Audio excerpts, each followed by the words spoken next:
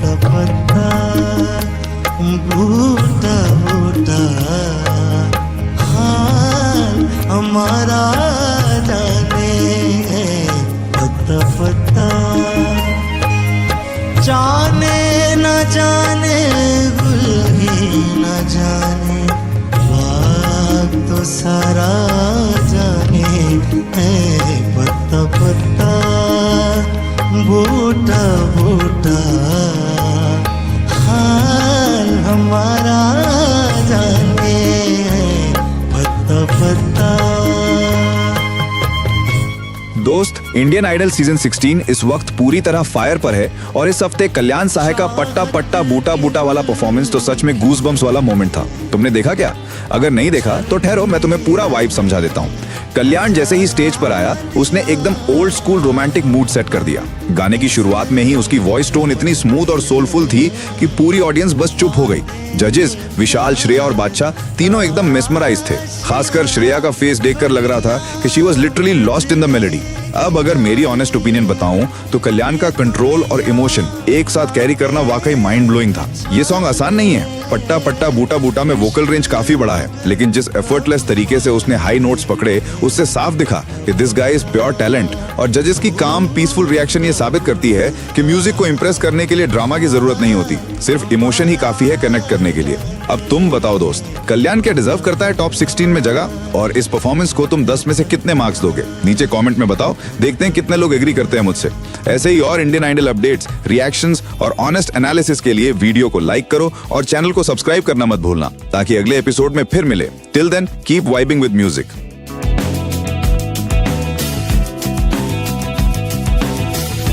कहानी की ओर बढ़ते हैं, जो कि हर बार हम यही कोशिश करते हैं कि आपको मोटिवेट करने के लिए और आपको एक एंटरटेनमेंट के साथ एक आध्यात्मिक से जुड़ने के लिए जो प्रयास है वो एक आज नई मोटिवेशन कहानी के साथ हम आए हैं, जो कि एक गुरु और शिष्य की है।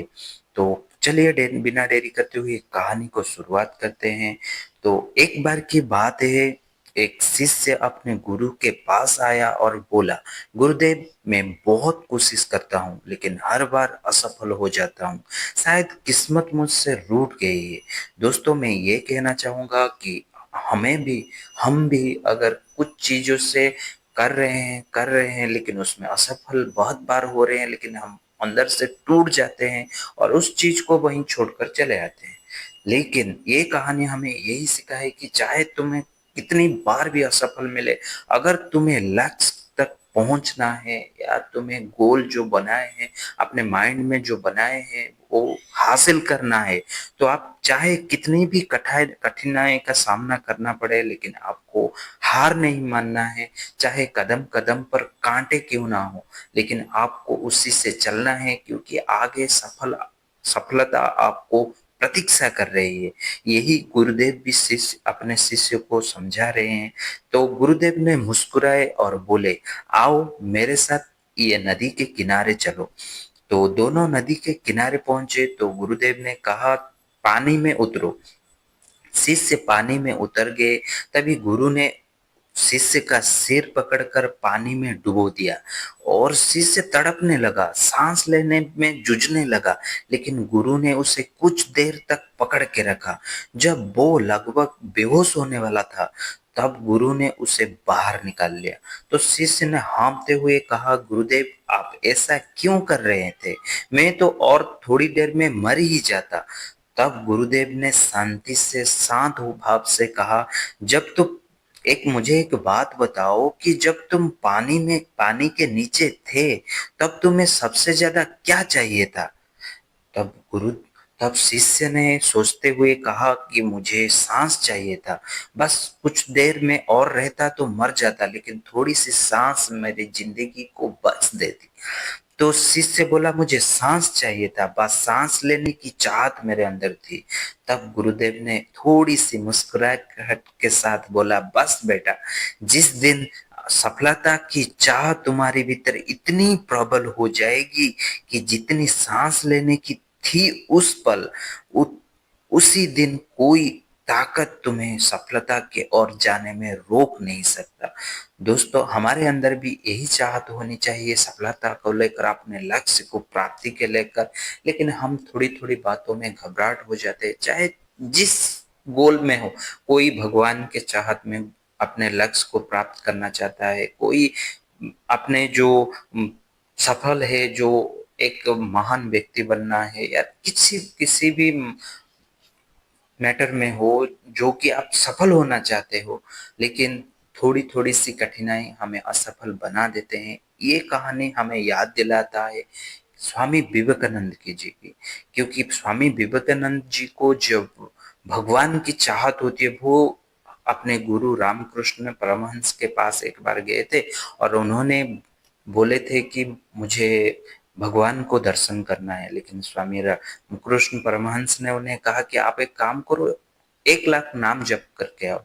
तब उन्होंने फिर से 1 लाख, भगवान की चाहत इतनी थी कि वो एक दिन में ही 1 लाख का नाम जप कर लिया। फिर से एक उस अगले दिन स्वामी रामकृष्ण परमहंस जी के पास गए और बोले मैंने 1 लाख नाम जप कर दिया, अभी मुझे भगवान को दर्शन कराओ। तो गुरुजी ने, स्वामी रामकृष्ण परमहंस ने फिर से उन्हें कहा कि आप 10 लाख नाम जप करके आओ। तो स्वामी विवेकानंद जी ने सोचा कि शायद गुरुदेव ने मुझे नहीं दिखाना चाहते हैं, इसीलिए बार बार मुझे और कठिनाइयों का सामना करना भेज देते हैं। तब एक दिन रूठ के जाके स्वामी जी से, अपने गुरुदेव से कहा, आप मुझे नहीं दिखाना चाहते तो मत दिखाइए, लेकिन आप ऐसा मुझे बार बार निराश मत कीजिए। तो रामकृष्ण परमहंस जी ने उन्हें इसी नदी, एक परीक्षा देने के लिए एक नदी में लेके गए और उसी में डुबा के रखे। तो जब वो बस अपने प्राण छोड़ने वाले थे, उसी पल रामकृष्ण परमहंस जी ने उन्हें बाहर निकाल लिया था और पूछा कि तुम्हें वो पल कैसा लगा, क्या सोच रहे थे तुम ना, मुझे हर क्षण सांस की जरूरत होती थी। तब रामकृष्ण परमहंस जी ने उन्हें समझाया और कहा, जिस क्षण, जिस पल तुम्हें यह लगे कि मैं भगवान के बिना जीवित नहीं रह सकता, भगवान के बिना आगे नहीं बढ़ सकता, तब तक तुम्हें भगवान की दर्शन नहीं होगी, प्राप्ति नहीं होगी। तो दोस्तों, हमें ये कहानी से यही सीख मिलती है कि जीवन में गिरना बुरा नहीं है, गिरकर उठ जाना असली जीत होता है। तो आप हमारे साथ ये ऐसे ही जुड़ जाइए, क्योंकि हमारे प्रयास है कि हम आध्यात्मिक के एंटरटेनमेंट के साथ आध्यात्मिक को जोड़ के रखें, चाहे जिस भी, जैसे भी हो, जहीं से भी हो, लेकिन शुरुआत हमें तो करनी ही है, क्योंकि हमारे प्रयास है कि सबके अंदर थोड़ी सी भक्ति की जागरूकता हुए और भगवान के पास हम सब जाएं, हमारे अंदर भक्ति की कामना हो, और सिर्फ एंटरटेनमेंट नहीं, एंटरटेनमेंट भी हो, आध्यात्मिक भी हो, जीवन में जीने का तरीका भी आना हो। तो दोस्तों, उम्मीद करता हूँ ये वीडियो आपको बहुत पसंद आई होगी। अगर आप हमारे साथ जुड़ने के लिए हमारे चैनल को सब्सक्राइब करें और बेल आइकन को भी प्रेस करें। तो मिलते हैं एक नई वीडियो के साथ, नई कहानी के साथ और नई अंदाज के साथ। तो तब तक के लिए राधे राधे, जय श्री कृष्णा, जय सिया राम, जय श्रीमन नारायण।